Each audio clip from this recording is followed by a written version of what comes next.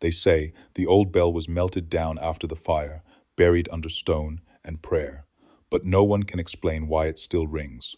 No rope pulls it. No hands reach for it. And every time it tolls, a child vanishes quietly, without struggle, as if they walked into the sound and never returned. In the town of Gracemire, the fog comes fast, the names vanish quicker, and the only thing louder than the silence is the bell that no one built ringing once, then gone. Until the next name is called. It rang just after sundown, once clear, low, and cruel, the kind of sound that makes dogs yelp and birds take off too fast, wings flapping against the dusk like sheets in a storm. No one moved at first. Folks just paused forks frozen midair, knitting needles stalled, boots halting on dirt paths, as if each was waiting for someone else to admit they'd heard it. The bell hadn't sounded in over 2 decades, not since the fire took the steeple and most of the children in the chapel's care. But there it was, one long toll that seemed to come from nowhere and everywhere at once, humming through the ground like something waking up. By morning, Elias Clay was gone. His shoes were still lined up by the door, polished like his mother always kept them, and the glass of water he left on the table was undisturbed. There was no scream, no broken window, no prints in the soft mud outside, just his bed, neatly made, his quilt, folded twice, his name, whispered once and never again. The town moved as if underwater that morning. Mothers clutched their children tighter, eyes darting toward corners and shadows and schoolhouses. Men walked faster, past the ruins of the old chapel, but not one dared speak aloud what they all knew, that the bell meant a child had been taken, and Elias would not be the last. Clara May stood on her porch, watching the fog coil around the sycamores, her own daughter tucked behind her skirt. She had heard it before the others, hours before it rang.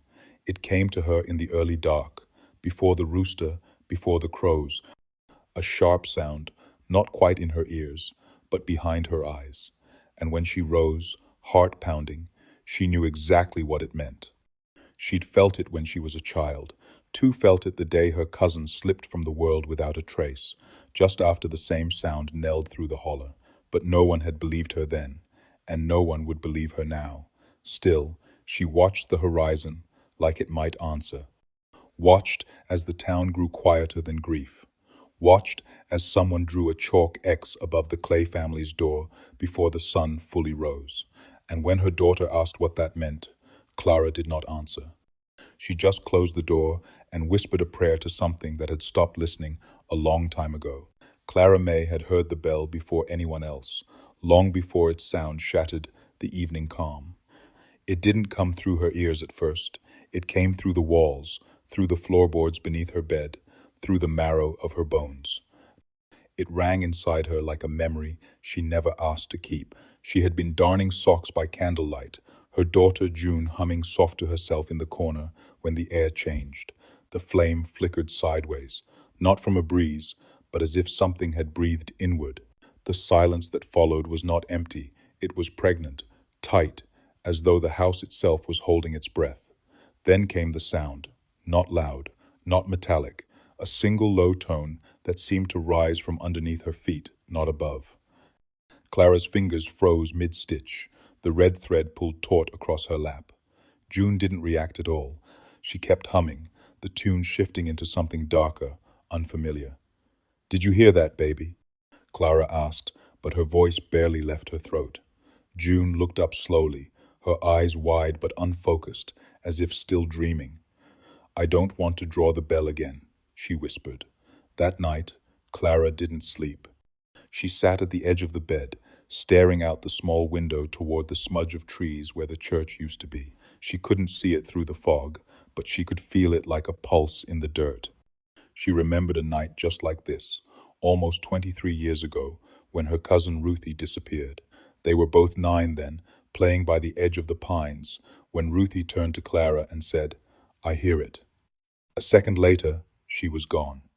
No scream, no rustling, just gone. Clara had told the adults what happened. No one listened. The church burned a month later, and the bell iron, rusted, too large to move, was said to have cracked straight through. It was buried. There was even a sermon. But no one touched the sound. It lingered, it waited, and now it was waking again. Morning came slow and gray. The news spread without voices. Faces alone carried the weight. Elias Clay, 11 years old, loved to whittle birds from pine bark, was gone, vanished like a puff of breath in winter. His mother left the porch light burning long after the sun rose. His father stood in the doorway, unmoving. No one knocked. No one needed to. Everyone already knew. That afternoon, Clara went to check the old pine chest in the attic, the one her mother had warned her never to open unless the bell returned. She pulled the lid slowly. Inside, folded in linen, lay a tiny collar sewn with red thread, and a child's drawing in charcoal on brittle paper.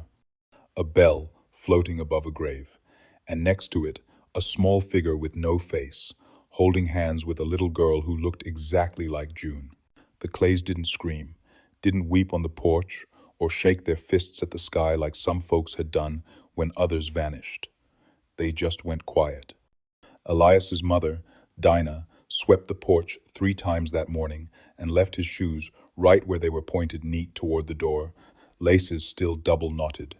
She laid his jacket across the railing and smoothed the shoulders like she expected him home any minute. His father, Samuel, stayed inside. Some said he hadn't moved from the kitchen table since sunrise. The window beside him was open, as if he was listening for something only he could hear. No one spoke to them. Not because they were feared or hated, but because in Gracemire, you don't ask questions when a child disappears. You bring bread. You leave flowers. You keep your voice low and your children closer. By midday, a white chalk X had appeared above their doorframe. No one admitted to drawing it. No one ever did. But there it was, thick, uneven, already starting to run from the moisture in the air. It wasn't just the Clay's house. Years ago, it had happened the same way. A child gone, a door marked, a silence spreading like spilled ink across the town. Clara May watched from her garden as Mrs. Tillman hurried her twin boys inside. The dog that always barked at strangers now sat with its tail tucked under, whining at nothing. Even the wind seemed to avoid the street where Elias once ran, where his laugh used to chase summer fireflies past curfew. That laugh was gone now, pulled into the same hush that had taken so many before. At supper, Clara couldn't bring herself to cook. June sat at the table, her hands folded too neatly, eyes too wide. "Why did they mark the door?" she asked softly. Clara opened her mouth to lie, but the words stuck. She thought of her own childhood house, how her mother had made her scrub the chalk X clean when Ruthie vanished. "To remember," she said finally. June blinked. "Remember who?" Clara didn't answer. That night, she dreamt of bells. Not the church bell, but smaller ones, hidden in the trees, buried in pockets, stitched into collars and cuffs. They rang not to summon, but to warn. In the dream, Elias stood at the edge of a pond, barefoot, holding a string with nothing tied to the end. "It's not done yet," he said, eyes hollow. "It won't be done until she sings." Clara woke with the sound still ringing in her ears, and for a moment she couldn't tell if it had been real or not, until she noticed the window was open, and on the sill rested a small object, smooth, round, and cold, a bell's clapper. No bell, just the mouth of a sound waiting to come back. They kept the old books locked in a glass cabinet at the back of the schoolhouse, behind a curtain no one touched, and a layer of dust thick enough to write in. Most of them were hymnals, farming almanacs, and moldy arithmetic primers. But behind those, stacked crooked and bound in frayed ribbon, were the town ledgers, births, deaths, marriages, and a record of those who simply stopped being. Clara found them one evening after June came home with charcoal on her fingers and drawings of bells in her pocket again. She waited until the teacher left, said she was cleaning up, and slipped behind the curtain. The air back there was colder, somehow, and smelled faintly of burnt paper and old beeswax. She opened the first ledger with care. The ink was faded but legible, the script tight and elegant. Years rolled past as she turned the pages, names she knew, names she had only heard in whispers, and then a pattern. Children. Only children. Each entry written with eerie precision. Elias Clay, age 11, presumed drowned, body not recovered. A few pages before that, Miriam Rhodes, age 9, vanished during Sunday service. Shoes found beneath pew. Another, Thomas Griggs, age 10, last seen near Bell Tower ruins, declared lost. They weren't listed in the usual sections. They had a section of their own, marked by a thin line of red ink. Above that line, a phrase written in Latin that Clara couldn't translate, but the words made her stomach twist.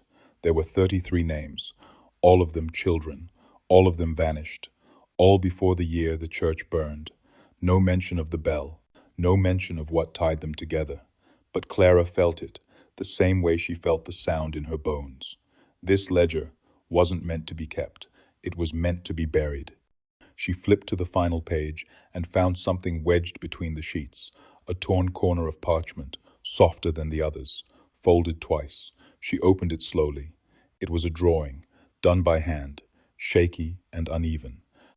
It showed a bell without a tower, suspended mid-air above a field of crosses, and beneath it, in crude script, she tolls them home. Clara's breath caught. Behind her, a floorboard creaked. She turned fast, but the room was empty.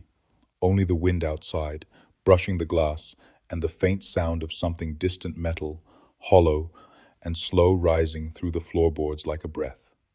She slammed the book shut, tucked the parchment in her coat, and left without locking the cabinet again. Outside, the sky was the color of bruised fruit, and June was already waiting for her in the street, barefoot, holding something behind her back. "Mama," she said, smiling too wide, "I found another one." She opened her hand. A child's tooth, still warm, and from the woods behind them, the bell rang once more. No one built the bell tower. That's what the oldest folks in Gracemire always said, usually with a glass in hand and a gaze fixed anywhere but the hill where its remains still leaned. They'd say it was already standing when the first settlers arrived, moss on the stones and rust along the iron, as if it had grown from the earth instead of being forged by human hands. The church had been built around it later, like a barn raised around a root. But it was the bell that came first, and the widow, too.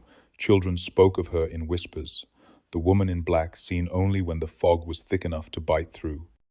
She stood at the foot of the ruined tower, veil hiding her face, hands folded like she was waiting for a hymn to begin. Some swore she was just a shadow or a trick of the light. Others said they saw her humming, though they never heard the sound, only felt it low and strange, curling through their teeth. Clara had seen her once, as a girl. It was the week Ruthie disappeared. The widow had stood in the ash of the burned church, unmoving, as if the fire had spared only her shape. Clara never told anyone, not even her mother, and now, nearly 3 decades later, she saw her again. Just before dawn, as the mist rolled off the hills, Clara stepped onto the porch, and there she was, near the crooked steeple, shrouded in fog, hands clasped beneath her waist, like a mourner at an invisible grave. Her head tilted once, as if acknowledging Clara from a distance, and then she vanished into the stone. Not walked away, vanished. June was still asleep, her breath shallow and strange. She had started murmuring in her sleep again, half names, half prayers. Clara tried to wake her gently, brushing her hair back with trembling fingers, but June's eyes opened before she touched her, already wide, already knowing. She was singing, June whispered, voice dry. Not words, just sound, but I think she was trying to remember something. Who was? Clara asked, though she already knew. The widow. She stands where the bell used to hang. Later that day, Clara went to the tower. She shouldn't have, but her feet carried her up the hill before her mind could catch up. The structure was mostly bones now, stone eaten through with ivy, old wood blackened from the fire. But the arch where the bell once swung was still intact.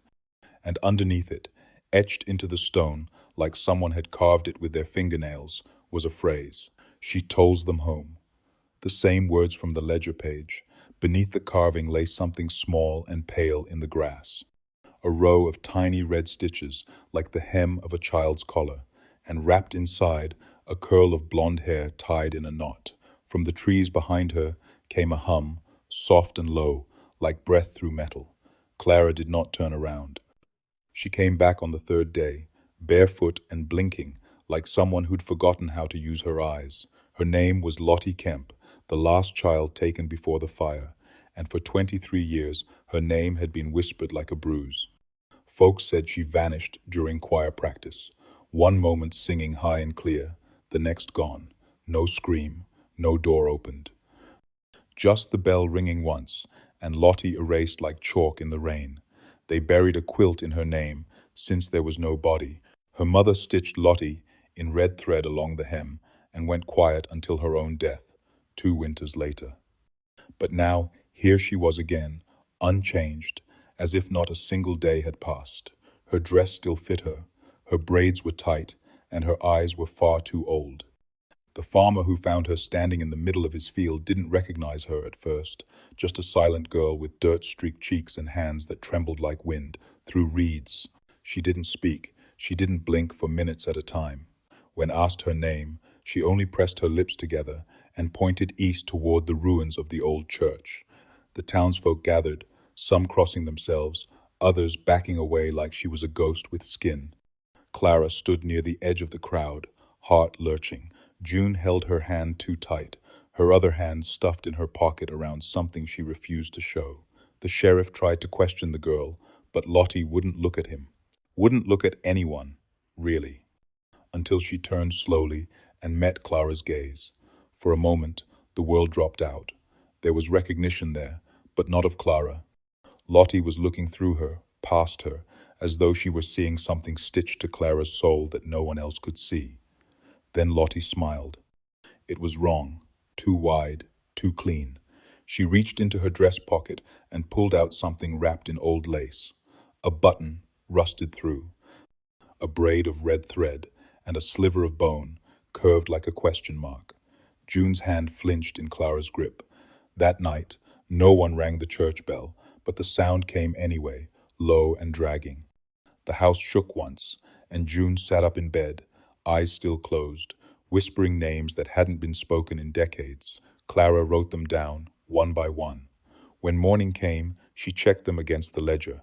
All but one matched. The last name was new, fresh ink, still wet, even though no pen had touched the page. June's name. Beneath it, a line had been added in a spidery hand. Not taken. Returned. Clara dropped the book. Outside, the fog pressed against the windows like breath from a throat too deep to find. And somewhere in the trees, something began to hum. They found the pastor's ledger buried behind the altar stones, wrapped in oilcloth and pressed between two bricks blackened by fire. The boy who discovered it had been chasing a rabbit through the ruins, but when his foot caught on something hard beneath the moss, he stopped still and screamed. By the time Clara arrived, the crowd had already gathered. The boy was shaking, and the book was in the sheriff's hands. No one spoke. The leather was cracked and bubbled from heat, but the pages inside were strangely untouched, too clean, too white, as if fire knew not to touch it. Clara pushed forward, her breath tight, and asked if she could look. The sheriff hesitated, then, without a word, handed it over. The script inside was the pastor's. Neat, measured, written with a steady hand, even when the words broke sense. The early pages were what one might expect, sermons, attendance, baptisms, but the tone shifted fast. One entry read, "They are not ours. We keep them, we feed them, we love them, but they are not ours to hold." Another, "She comes when the soil is too hungry. When the bell rings, it is not a call to worship, it is a hunger howl." Clara turned the page. Her hands began to sweat. The ink bled a little here, words smeared by what looked like water or tears. The offering ritual was never meant to be permanent. We bargained for rain, for crops, for peace, one child per cycle. The bell was the pact. Below that, a list, not names, but numbers, ages, times, Toll counts. 10 tolls for the first, 11 for the second, 12 for the one who came back. Clara swallowed hard. The entries grew more erratic after that. The pastor began writing in fragments. Repetitions. One line scratched again and again across 3 pages. The bell is not iron. The bell is not iron. The bell is not iron. On the last page, a drawing. Crude, done in what looked like ash and blood. A bell, yes, but hanging upside down, like a womb or a trap. And beneath it, children crawling toward the clapper, hands outstretched. One of the children looked like Elias. Another, Clara's stomach twisted, looked like June. She snapped the book shut. The sound echoed louder than it should have. From the trees behind the ruins, a cold wind rose. Something like a whisper slithered through the pine needles, and every crow in the distance lifted at once, a black cloud breaking from bone-colored branches. Clara turned and found June standing in the field, eyes closed, humming, the same tune as before. Lottie stood beside her, holding her hand. No one had seen the girl arrive. And when Clara shouted her name, June turned, but her voice, when it came, was not her own. It was the pastor's. She tolls them home. The drawings began appearing in the woods 2 mornings after the second bell. No one admitted to making them, but they multiplied fast, scrawled in charcoal, mud, and something darker that Clara didn't want to name. Children found them first, then parents followed. Etched into tree bark, smeared onto smooth rocks, traced into the packed red clay near the creek. Always the same shapes, a bell, wide and open like a screaming mouth. A faceless figure standing beside it, arms too long, fingers stretching toward the treetops, and rows of small stick children walking toward it, hands held, eyes black dots. Some of the drawings were simple, childlike. Others had detail. No child should know. Figures with ribs exposed, eyes hollowed, mouths sewn shut with red slashes. One was found carved into the trunk of the oldest oak in Gracemire, and it was fresh sap, still weeping from the grooves. The town held a meeting in the old post office. Chairs scraped, voices rose. The sheriff said it was vandalism, children with too much time and too many stories. But no one believed him, not really. The room reeked of fear. You could smell it in the sweat that soaked collars, in the way hands clenched jawlines, in how no one let their children out of arm's reach. Clara sat in the back, June beside her, drawing circles on her knee with a broken piece of red chalk. Her humming never stopped now. Soft, breathy, just beneath the edge of hearing. Clara had stopped asking her to stop. That night, Clara took a lantern into the woods. She followed the drawings like breadcrumbs, her skirts catching on thorns, heart knocking like a fist on the inside of her ribs. She knew where they were leading her. The air shifted the deeper she went, growing heavier, like walking through syrup and sleep. The silence became too perfect, no frogs, no owls, not even wind. Then, at the base of a split cedar, she found the largest drawing yet, a bell the size of a house, tipped sideways. Beneath it, dozens of children drawn in charcoal and dried blood, bones peeking through scribbled skin, each one marked with a small red X over their chest. Except one. The smallest figure was circled, and it wore June's braid. As Clara stared, the ground beneath her trembled not a shake, but a low pulse. The trees seemed to lean closer. A soft rustling started, but there was no wind. Then she heard it faint, distant, the high ringing of metal on stone, as if something was being dragged underground, the clapper of a bell, searching for its voice. Clara turned and fled, her lantern swinging wildly, throwing shadows that moved the wrong way. When she burst into her home, June was already sitting at the table, still humming, her eyes locked on a new drawing spread out in front of her, but it was of Clara. Standing at the edge of the woods, with the bell hanging above her head, ready to fall. When Clara was a child, every mother in Gracemire sewed red thread into her children's collars. Tiny stitches, looped 3 times at the nape of the neck or behind the heart, never meant to be decorative. They called it confusing the sound. The belief was old, older than the church, older than the town itself. The thread would tangle the ringing, hide the child in the noise, tricked the bell into looking elsewhere. Most had forgotten the practice after the fire. The pastor had declared it superstitious, unnecessary, even blasphemous. But not everyone stopped. Clara remembered the feel of it, itchy against her skin, the way her mother checked it each morning like a prayer. After Ruthie disappeared, she'd sewn 3 rows into Clara's dress, then 5, then more, until her collar was stiff with knots and she could hardly breathe. Now, years later, Clara found herself standing over June's sewing box, fingers trembling, threading a needle in the candlelight. The red thread hadn't been touched in years. It was buried beneath buttons and broken brooches, almost forgotten but not gone. She held June's Sunday dress in her lap and began to stitch, loop after loop, just as her mother had. June sat across from her, watching without blinking. "You think it will stop the bell?" she asked softly. Clara didn't look up.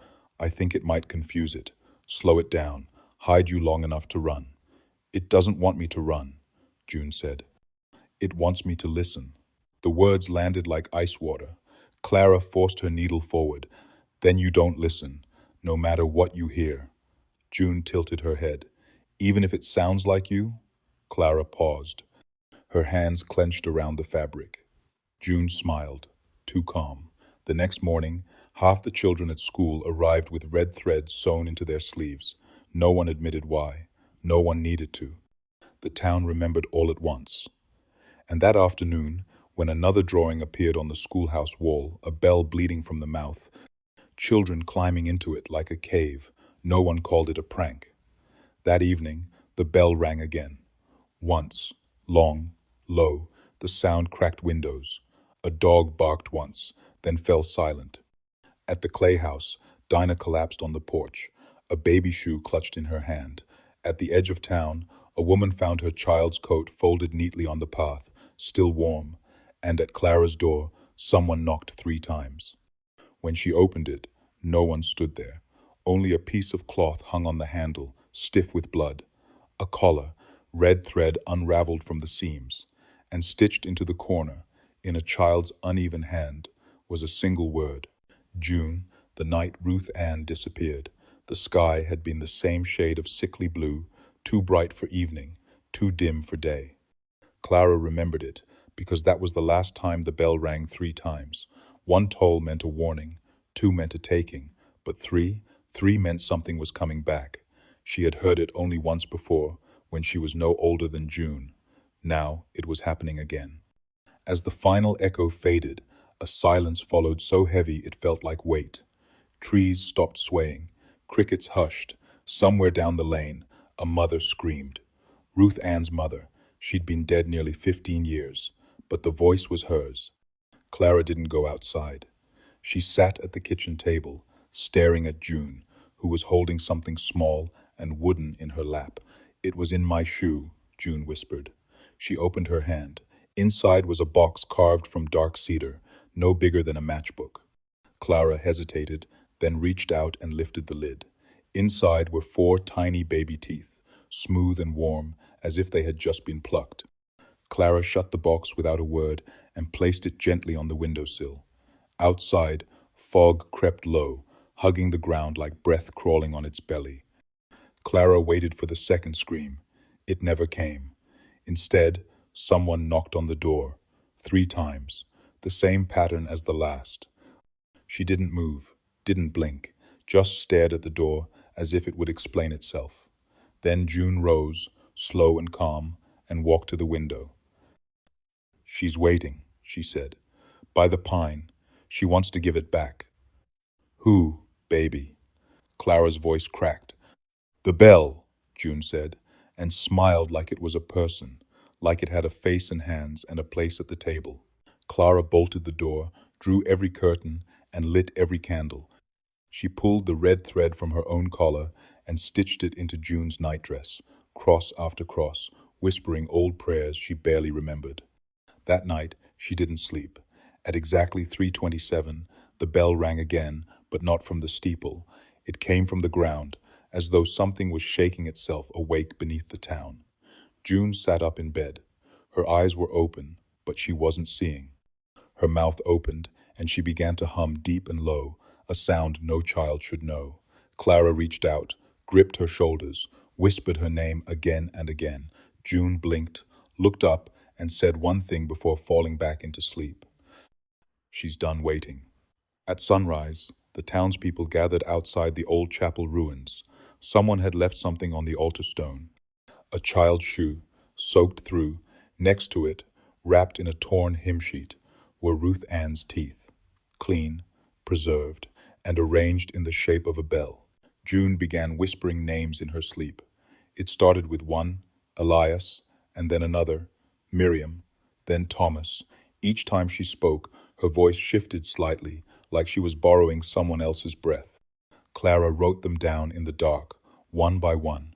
On the back of the old hymn pages, she kept folded under her pillow. There were 11 names by the third night, and every one matched those lost before the fire. But on the fourth night, she said a name no one knew. Caleb. Clara's pen stopped mid-stroke. June whispered it again, softer this time, like a secret being passed from one grave to another. Caleb, she said, he's under the floor. The next morning, Clara didn't wait. She moved the rug in the parlor and pried up the old wooden slats with a rusted crowbar she hadn't touched since Samuel died. The boards groaned like they remembered something. Beneath them, only dirt. At first, then, under the packed earth, her fingers struck something round. She dug fast, with bare hands, until she uncovered a box no bigger than a cradle. It was wrapped in oilcloth and tied with red string, the same kind threaded through June's collar. She untied it with trembling fingers. Inside were children's drawings, dozens of them. All the same image, the bell, upside down, hanging not from a tower, but from the sky itself. Beneath it, children lay in rows. Some had their eyes closed, some had none at all. Tucked at the bottom was a lock of hair tied with a blue ribbon. Clara turned it over. A name was stitched into the ribbon's edge. Caleb. She didn't remember burying it, didn't remember the ribbon, or the box, or the name. But her own handwriting stared back at her, stitched in the same red thread. June watched from the doorway, arms folded in silence. He said you promised, she whispered. Promised what? Clara snapped. To return what you borrowed. Her voice was flat, far too calm for a child.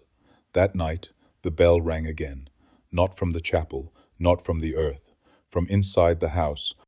It started as a low hum in the walls, a vibration in the glass, then bloomed into a full, rich toll that echoed through every floorboard. June sat upright in bed, eyes blank, mouth moving. The names came faster now. Clara couldn't keep up. 17, then 20, then 23, then silence. At dawn, Clara found a new drawing folded under June's pillow. It wasn't the bell, it was a cradle, and inside it lay a small body, wrapped in linen, eyes sewn shut, written beneath in red, "Return what was taken, or we will." From outside, she heard it again, 3 knocks on the door, not with a hand, but with something hollow, something made to ring. Clara knew the bell had been melted. She remembered the day they poured the iron into the pit behind the chapel, how the heat blistered the air, and the townsfolk stood in silence, as if watching a body burn. The pastor had read a psalm, but no one listened. They buried what remained under layers of stone and salt, then planted dogwoods to forget the shape of what had once called them to prayer. But now the sound had returned, loud and whole, as if it had never been touched by flame. Clara no longer believed the bell had ever been made by human hands. It was something older, something found, the kind of object that doesn't come from a forge, but from the mouth of something sleeping. And it was ringing again, without rope, without tower. The tolls didn't come from above, they came from within. That evening, as the sun turned copper through the trees, Clara walked to the burial pit. The dogwoods had withered, their bark peeled in curling strips, and no birds nested in their branches. She knelt beside the largest stone, brushed the dirt away, and pressed her ear to the ground. The soil vibrated, not like a tremor, but like a breath held deep below. And beneath that, the faintest echo, the slow rise of a bell winding up to speak again. She stood quickly, heart hammering, and turned to find June at the edge of the grove, barefoot, pale, hair tangled. She looked like a child drawn in chalk. I didn't mean to hear it, June said, but it talks loud when you sleep. Clara walked toward her, but June took a step back. It said the bell isn't gone. It was never metal. It was just dressed that way. Clara knelt. Who told you that? June pointed to the soil. It did, underneath. It's not ringing to call the children. It's ringing because the children are inside it. Her voice cracked on the last word. Clara pulled her close, but June's skin felt too cold, too quiet. That night, they didn't light candles. They didn't pray.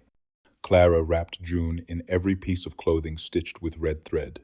Then she sat by the door, shotgun across her lap, eyes fixed on the darkness. The bell rang at midnight, one deep, drawn-out toll that made the window panes hum. Then a second, then a third. June stirred in her sleep, mouth twitching, eyes fluttering, like something behind them wanted out. And then a fourth toll. The sound did not echo. It sank, like it had dropped into the house itself. Clara rose slowly. From the chimney came a thin trail of ash, though no fire burned. In it, the shape of a face, long, veiled, patient. Clara did not scream. She only whispered one thing to the empty air. You're not a bell. From the hallway came June's voice, not her own. No, I'm a door. He arrived just after the fifth toll, walking up the road with a lantern that didn't flicker and boots that didn't leave prints in the dust. No one recognized him, yet everyone said he looked familiar. Like a face from a dream, you forget the moment you wake. He called himself Penrose, though he offered no last name, and claimed to be a historian tracing the vanished villages of the South. Said Gracemire wasn't on any map anymore, which was strange, considering he'd found his way there just fine. Clara met him outside the old chapel ruins, where the stones still smoked from nothing. He unfolded a map across a flat headstone, the parchment yellowed, soft at the edges, and drawn with a hand too precise to be entirely human. This is what Gracemire looked like before the fire, he said. But these buildings, he pointed to 6 shaded rectangles, don't exist anymore. They've been wiped out, not just physically, but from memory. No records, no foundations, not even whispers. Yet here they are. Clara leaned in. One of the shaded buildings was marked with a small black circle. What's that? She asked. That, Penrose said, tapping the mark with one gloved finger, was the original bell house, not the church bell, the first one. Before your town ever had a steeple, Clara frowned. We were told the church built the bell tower. You were told wrong, he said. The tower was built around it, like dressing a wound with stone. June stood behind her, quiet, holding the box of baby teeth like a prayer. Penrose looked at her for a long moment, and his expression shifted. Not pity, not fear, recognition. She's heard it, he said. Hasn't she? Clara nodded. She speaks names in her sleep, names I haven't heard in decades. The bell doesn't call by voice, Penrose said. It calls by memory. Children remember what adults are made to forget. That's how it feeds. Clara glanced at the map again. The terrain around Gracemire seemed wrong. The river curved the opposite way. A building stood where her garden should be. A second road led to a place marked only as return. This isn't our town, she said. Not yet, he answered. But if the bell keeps ringing, it will be again. The map isn't what was. It's what the bell remembers. Clara's breath caught. And what happens when it remembers too much? Penrose folded the map slowly, eyes grave. Then it wakes up. That night, June drew a new picture. A bell split down the middle, like a cracked skull. Inside, rows of children sitting in pews, hands folded, all facing forward. At the pulpit stood the widow, her veil lifted, revealing a mouth that stretched from ear to ear. In the front row sat Elias, Ruth Ann, and a boy Clara had never seen before. Underneath, in June's careful hand, were 3 words. We were sermons. It started with the mirror in the attic. Clara hadn't looked into it since her husband died, not out of superstition, but because the glass had always shown too much. It had belonged to her grandmother, framed in black walnut, and angled just enough to catch the hallway behind you. That night, while June slept curled into herself like a comma, Clara climbed the stairs with a lantern and peeled back the sheet. The glass was clean, too clean. Not a trace of dust, though the rest of the attic was thick with it. For a long moment, it reflected only her face, tired, lined, eyes rimmed in shadow. But then, in the space where the hallway should have stretched behind her, a figure appeared. Small, still, a child, not June. Clara didn't turn. She watched the child through the glass. It stood with its hands folded, head slightly bowed, like waiting to be called on in school. Then another joined it, and another. Soon there were 6, all children, all silent. Their faces weren't quite wrong, but not quite right either. Eyes too still, mouths too patient. They stood in rows behind her reflection, each one holding something: shoes, teeth, paper bells. Clara turned quickly. Nothing, only dust and wooden beams. But when she looked back, the mirror was full of them again. This time, she noticed June among them. Not present-day June, but younger, maybe 6 years old, wearing a dress Clara hadn't seen in years, the one with the faded tulips. She was holding a chalk X in her palm. Her mouth moved, but no sound came out. Clara reached toward the glass.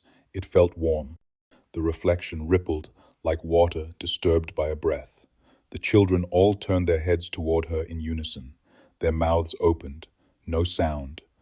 But she heard it anyway. The bell, not ringing, but breathing like wind dragging across bone. Clara yanked the sheet back over the mirror and stumbled down the stairs. When she returned to June's room, the girl was no longer asleep. She sat cross-legged on the floor, surrounding herself with open books and pages torn from hymnals. Each page had a drawing. Bells split open like fruit, staircases descending into roots, children hanging upside down from trees with no leaves. June looked up, calm as candlelight.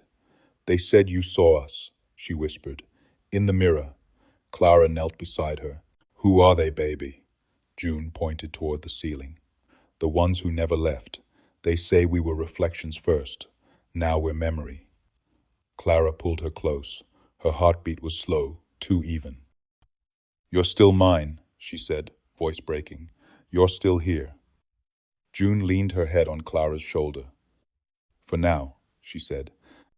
"But when the bell tolls again, I won't be in the mirror anymore."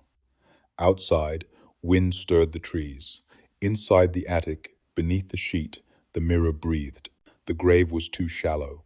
Clara knew it the moment her boots sank into the soft earth behind the chapel, in the grove where nothing grew quite right. The ground there breathed wrong, spongy in some places, too still in others. Penrose had pointed it out earlier that day, unfolding his map and drawing a circle around a patch marked only with the word hollow. "It's not just a name," he'd said. "It's a warning." Now, with the sky bruising overhead and June asleep in the wagon nearby, Clara began to dig. Her hands worked fast, fevered, tearing through roots and bone-colored rocks. The scent that rose was not rot. Not exactly. It was older, more metallic, like wet iron. After only a foot, her fingers scraped something smooth. Wood, blackened, warped. A box, too small for a coffin, but too large for what it held. She lifted the lid and nearly dropped it. Inside lay a bell, not full-sized, not ceremonial. A small thing, maybe the length of a forearm, but it was wrong. It had no clapper. Its mouth was lined with teeth, human teeth set like a second row, grinning from within. The surface shimmered with symbols she couldn't read, but somehow understood. Call, gather, bind. Nestled in the velvet lining beside it was a child's quilt, stitched through with red thread and worn smooth with age. The same pattern her mother used, the same one June now slept under. Clara's hands shook. She reached to close the box, but the bell trembled. Not from her touch, from within. Then it exhaled, a low, breathless note, soft as sorrow. Behind her, the wind stilled. No insects, no birds, only the quiet and the bell's invisible hum, rippling outward. Clara backed away slowly, leaving the box open. By the time she returned to the wagon, June was already sitting upright, eyes wide, expression blank. I felt it, she said. The hollow one. It remembers. Remembers what? Clara asked, voice thin. Where it used to hang, June whispered. And who used to listen. That night, Clara couldn't sleep. The bell's hum followed her home, not in her ears, but in the walls, the floor, the spaces between her bones. She heard children walking across the roof, feet too soft to be real. She saw handprints on the windows on the inside. She clutched June to her chest and whispered promises she couldn't keep. Just before dawn, she opened the quilt and found something new tucked inside. A single tooth, warm to the touch, and a note, written in crooked red stitches along the edge. Bring it back. When she looked up, June was staring at the ceiling. It's almost full, she murmured. Clara followed her gaze. Above them, the roof groaned once. Then the sound of a bell not rung, but scraped, dragged through the house like a knife pulled slow through stone. Clara's mother had always said the dead leave behind more than bones. Some leave their voice, some leave their scent, and some, the worst kind, leave memory that doesn't know how to rot. That morning, Clara opened the old hope chest at the foot of her bed, the one her mother had warned her never to touch unless the bell came back. The hinges groaned. Inside were relics of a childhood Clara barely remembered. A baby bonnet, a lock of hair tied with ribbon, a half-burnt doll. And beneath them, wrapped in a yellowed handkerchief, a letter. The handwriting was her mother's, shaky but deliberate. If the bell ever rings again, you must not listen past the third chime. I've stitched what I could into your thread, but it won't be enough if she sings.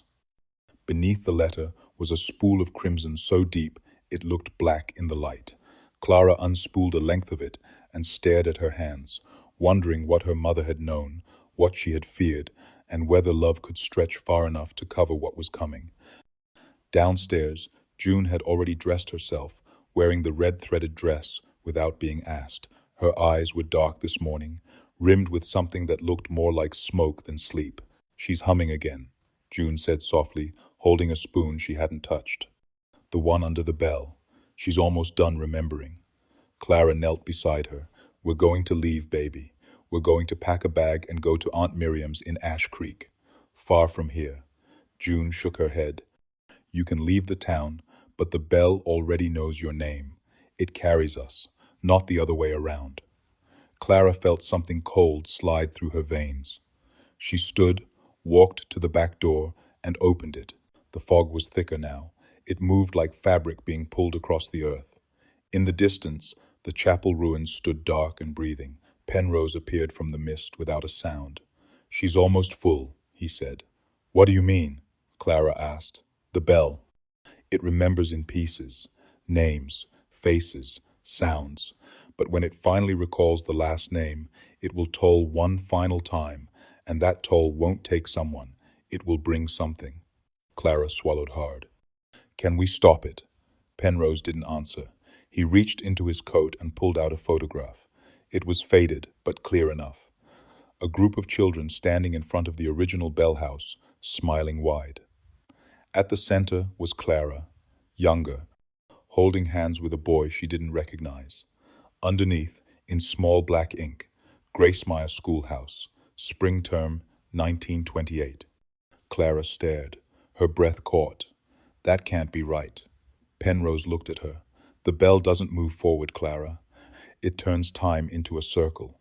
And some of us have been here before. We just forgot. From the chapel ruins, the wind rose, and in it, the faintest sound of a girl humming from the grave. Clara didn't speak the rest of the day. She packed without thinking.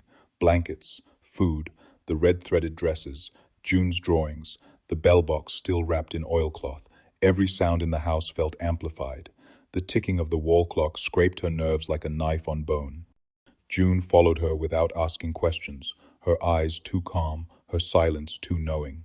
By dusk, they were ready. Clara led June down the back road, past the chapel, past the groaning trees, toward the edge of the map Penrose had shown. But the fog didn't lift. It thickened. No matter which path they took, they always ended up facing the Bell's Hill. The ground curved wrong. The trees doubled back. Even the wind circled. She's pulling, June said finally, sitting on a stone to catch her breath. She doesn't want us to go. She's making the bell louder. And Clara heard it then, not the toll, but the rattle, the clapper. Somewhere, nearby, metal scraping against itself, not struck, but stirred. She turned and saw it, June's mouth twitching, her lips parted, and she coughed, hard, once, twice, then spat something into her hand. Clara rushed to her side. In June's palm lay a piece of rusted iron, curved and pitted, a bell's clapper, warm, wet. Clara reached for it, but June closed her fist. It was in me, she whispered. Growing. Clara stood and looked toward the hill, where the bell tower had once been. Now, it was just bones of stone and smoke, but she knew what lay beneath. They walked in silence. The town behind them did not follow. No one came to help. No one would. The bell had claimed them long ago. At the chapel ruins, Clara dropped to her knees and began to dig. Not deep, just enough to expose the pit where the original bell had been buried. The soil smelled like breath. June stood beside her, humming low. The same tune from the mirror, the same tune from the drawings. Clara pulled free the oilcloth-wrapped bell from her bag and placed it in the hollow. The ground throbbed, not shook, throbbed, like a heartbeat, like something beneath was waking. Then the clapper in June's hand twitched. It moved, not from her fingers, but toward the bell, drawn like iron to blood. June dropped it. It rolled into the pit and struck the bell's mouth. A sound burst from the earth high, sharp, and wrong. The trees around them bowed inward. The sky cracked without lightning. And from every window in Gracemire, a child's face appeared, staring outward, mouths wide but silent. Clara clutched June. It's waking, she breathed. But June shook her head. No, that was its first breath. Behind them, a voice whispered from the soil, an old voice, layered with hundreds of smaller ones. One more child, one more toll, one more door. The bell pulsed again, and the clapper rang once, without being touched. They found him waiting at the edge of the graveyard, seated on the crumbled steps of the old schoolhouse that hadn't held a lesson in over 20 years. His coat was patched with ash, his eyes sunk deep, and in his lap sat a leather case, stamped with a faded emblem, an anvil crowned by flames. Penrose, the bellmaker's grandson, or so he claimed. No one knew his family, yet he spoke of the bell as if it had once slept beside him. Clara approached slowly, June at her side, red thread looped tight around both their wrists. Penrose stood when he saw them, opened the case, and drew out a journal bound in copper and soot. My grandfather forged the shell, he said, but he didn't make the voice. That was already inside it. What do you mean? Clara asked. He handed her the journal. The bell was never silent, even before the metal was poured. It was found in the marshes near a church that sank in the flood. No one knows how deep it goes. They tried to seal it, but it rang from the mud. That's when they decided to dress it, wrap it in iron, give it a mouth people could recognize. Clara flipped through the pages. Sketches filled every one, diagrams of the bell's shape, not round, but ribbed like a spine, not cast, but grown. In the margins, notes scribbled in haste. It breathes when left alone. The red thread slows the sound. Do not ring it. Do not ring it. The church in Gracemire wasn't built to praise it. Penrose continued. It was built to cover it. Like throwing a quilt over a fevered child and hoping it forgets its own heat. June stepped forward. Why, children? Penrose looked down at her, and for the first time, his voice faltered. Because they remember. The bell feeds on memory, on the unfiltered kind that comes before shame and reason. The younger the mind, the clearer the echo. So it eats? Clara asked. Not flesh, he said. Presence. It hollows them, leaves just enough to walk back home. But what returns is never full. Clara felt the blood leave her fingers. Then how do we stop it? Penrose shook his head. You don't stop the bell. You offer it something it can't echo, a memory it can't reflect. Something unfinished. June turned to her mother. You said I was born wrong. Clara froze. No. I said the midwife left too early, that your cry didn't come at first. Exactly, June whispered. I was never fully called here.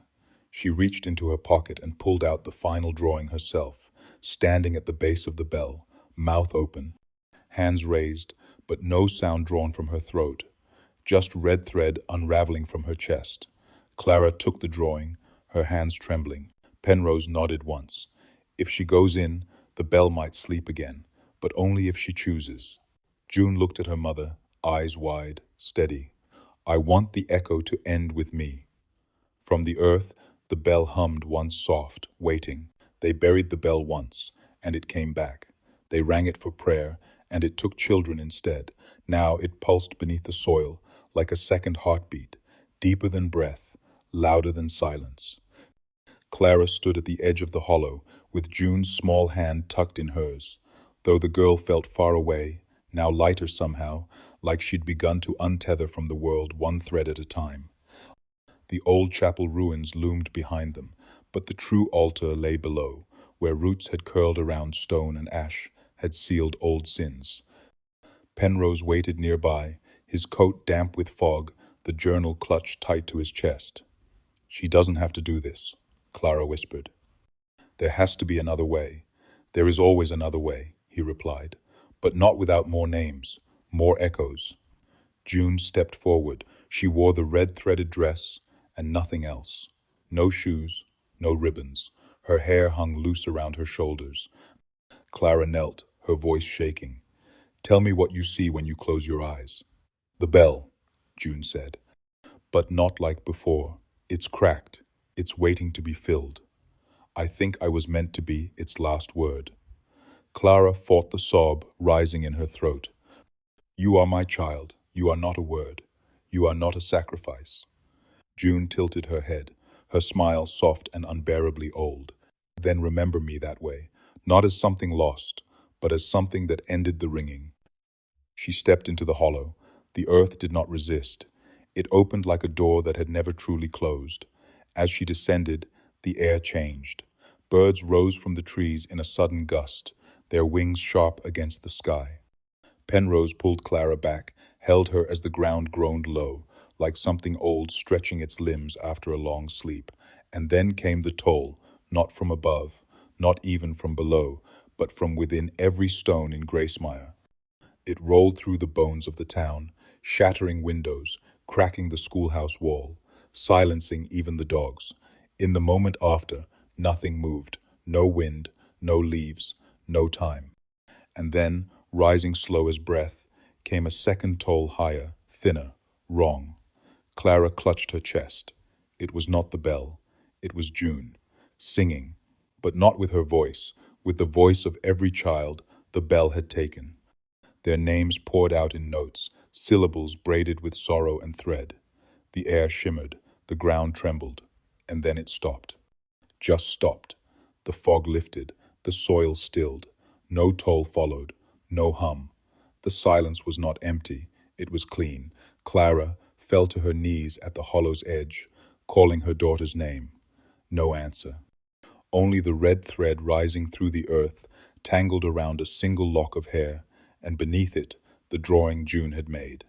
The bell was gone. In its place, a cradle, empty but warm. The bell was never seen again.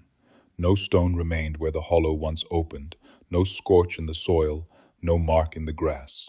By morning, the earth had closed itself over, like a wound that refused to scar. But the town knew, even those who claimed not to hear the tolls, even those who looked away when the chalk marks appeared, even they felt it that something had ended, but something else had begun. Gracemire did not speak of the bell after that day, not because they forgot, but because forgetting was safer. Clara returned home with June's thread wrapped around her wrist, the only piece left of the child who had once drawn bells and sang in her sleep. She placed it in the hope chest, beside the letter from her mother and the teeth box June once held. Then she sealed the lid with red wax. Penrose left that night, taking the copper-bound journal with him. The bell's memory is folded for now, he told Clara, as he stood at the edge of town. hat low, eyes darker than dusk. But if someone digs too deep, remembers too loud, it may echo again. Let it, Clara said. It'll find no name left in this town. He tipped his head and disappeared down the road that never stayed straight. Days passed, then weeks. The air changed. The fog came less often. The woods grew quieter, but not in the old way. Not in dread, just rest.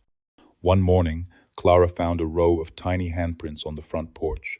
No mud, no paint, just warmth, as though small palms had pressed there in the early dawn and left their heat behind. That evening, she opened the attic and uncovered the mirror. The sheet had yellowed, stiff with dust. She hesitated, then pulled it away. Her reflection stared back, tired, lined, but whole.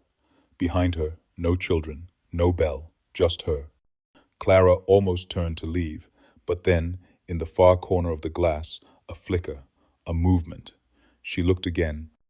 There, at the edge of the reflection, a cradle, rocking, empty, yes, but still warm. Clara reached out, touched the glass. It was no longer cold. It pulsed beneath her fingers, like something alive, or remembering. A single note, soft as breath, rose through the floorboards. Not metal, not grief. Just a lullaby. She stepped back and let the mirror be. That night, the wind passed through the trees without knocking. No toll, no knock, no name. But Clara still left the porch light on, just in case the echo ever wandered home, not as a bell but as a girl with thread in her dress and a hum in her throat, looking for the mother who once told her that love, even buried, still knows how to ring. They came quietly in the weeks after the families of the taken, men and women with hollow eyes and old photographs tucked into their coat linings, names written in faded ink on the backs of brittle portraits. They didn't ask questions. They simply stood at the edge of the chapel ruins, hats in hand, lips moving without sound. Some brought shoes. Some brought teeth. One left a braid tied with thread and buried it beneath the ash tree that never bloomed. Clara watched from her porch, the red thread still wrapped around her wrist, now knotted tight. She didn't speak to them. She didn't need to. Grief recognizes itself without words. What surprised her most was how many remembered June children she had once played with in school, elders who swore they'd seen her drawing strange things in the dirt long before the first new toll. They remembered the girl who never cried when the bell rang, only listened, like she already knew what it was saying. One night, as the moon hung too low and the sky glowed faintly copper, Clara heard the knock again, not on the door, but on the mirror. She climbed the attic stairs slowly, holding her breath. The glass no longer showed her reflection. It showed a room that did not exist, candlelit, with rows of pews made of roots and bones. At the front, a cradle, still, empty, but swaying. The knock came again, not loud, but steady. Clara placed her hand against the glass. On the other side, June stood barefoot in her red-threaded dress, mouth closed, eyes calm. Not a ghost, not a dream. A memory returning to itself. Clara didn't cry. She only nodded. June pressed her palm to the other side. The glass warmed. Then the mirror cleared. Only Clara remained. In the days that followed, the bell tower's last stone crumbled into moss. The air grew softer, the fog thinner, and children, new ones, unburdened by the names that once rang through the soil, began to play again near the trees, their laughter echoing like a new kind of toll. Clara planted forget-me-nots where the hollow had been. They bloomed fast, unnaturally fast, spilling over the soil like blue fire, and every morning, before the sun rose, she left a small dish of water and a button at the edge of her porch, just in case. On the 21st night, she heard June's voice again, no bell, no toll, just a hum. It came from beneath the floorboards, soft and clean. Clara knelt, placed her ear to the wood. The hum grew louder, not mourning, not calling, just music. A lullaby made from silence and thread, and names once lost, now remembered. She whispered, "You're home," and the hum answered. The fog returned on the 22nd day, not heavy, not choking, just enough to blur the edges of things. It crept low across the ground, wrapping fences and shoes and porch railings in soft gray. Clara stood barefoot in her garden, red thread still bound around her wrist, now fraying at the knot.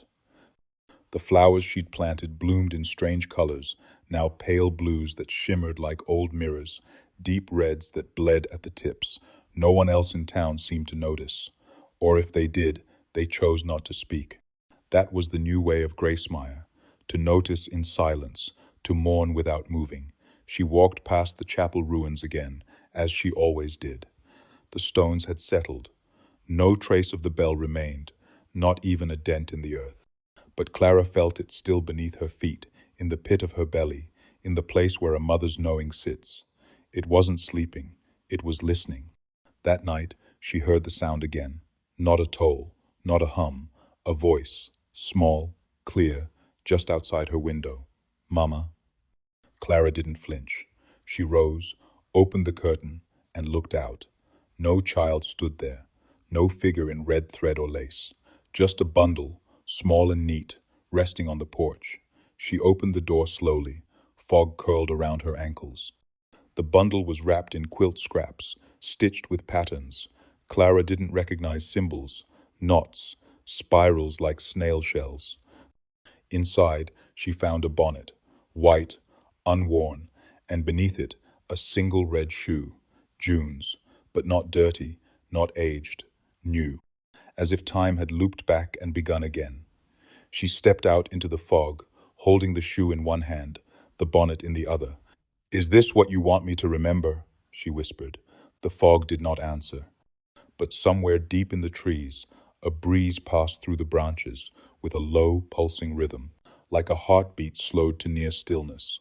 Like a bell breathing in, Clara returned inside, placed the shoe on the mantel, laid the bonnet across her lap, and began to hum the tune June once sang in her sleep. As she did, the walls seemed to settle, the wind quieted, even the floorboards stopped their aching creak. At midnight, the mirror upstairs shivered once. Clara didn't go to it. She no longer needed to look. The echo was fading now. Not forgotten, just full. The bell had its final name, and she had hers, Mother, not to a child who vanished, but to a girl who chose silence over song, thread over steel, memory over echo. Outside, the fog curled back into the trees, and far away, where no roads led and no maps reached, a bell sat quiet in the earth, its mouth sealed shut, cradled in roots, and humming in its sleep. On the 23rd night, the silence shifted. It was not broken, just bent slightly, like something leaning in to listen. Clara woke before dawn, her heart already pounding. The room was still. June's red-threaded dress hung where it always had, beside the window that never latched. The glass fogged from the inside. In the hallway, the old floor groaned once not under weight, but memory. She stepped out barefoot, lantern in hand, flame low and flickering. As she passed the attic door, she paused. The mirror had gone quiet for weeks. No breath, no fog, no flicker. But tonight, she felt its pull again. She opened it slowly. The glass was dark. Then light shifted, and a scene emerged. Not the chapel, not the hollow. A bedroom. Hers. But inside, June sat at the foot of the bed, swinging her legs gently. She looked older now, not in years, but in understanding, like she had lived through something the body never caught up to. Clara stepped closer. June didn't speak. She just raised her hand and pointed to the far corner of the reflected room. There, the cradle, rocking again. This time, not empty. Inside lay something swaddled in red thread and humming faintly. Clara placed her hand on the mirror. It pulsed warm once, then faded. When she blinked, the room was just a mirror again. No child, no cradle, no June. That morning, Clara walked the entire town before the sun was fully up. She traced the border of where the bell once breathed. The soil was calm. No footprints, no threads, no chalk. She passed the homes that had once been marked, Clay's, Tillman's, her own, and paused at each. There were no X's above the doors now, no shoes on porches, just wind and dust and memory. Near the schoolhouse ruins, she saw Penrose's old map nailed to the side of the well, weather-worn and curling at the edges. Someone had circled the word return in charcoal, then scratched it out. Beneath it, in handwriting she didn't recognize, one final message had been scrawled. She remembered us. That was enough. Clara folded the paper, pressed it into her coat pocket, and walked home. That night, she sat alone at the kitchen table and lit one final candle. Around it, she placed every object she had saved: the toothbox, the red spool, the broken clapper, the bonnet, the drawing of the cradle. She did not cry, she did not pray, she simply hummed. The tune had no name, no beginning, no end. It was not a song, not really. It was a sound passed down through soil and silence. And when she stopped, the air did not echo. It rested. For the first time since the bell had rung, nothing answered. No toll, no knock, no hum, just quiet. And within it, peace. Clara smiled. She closed her eyes.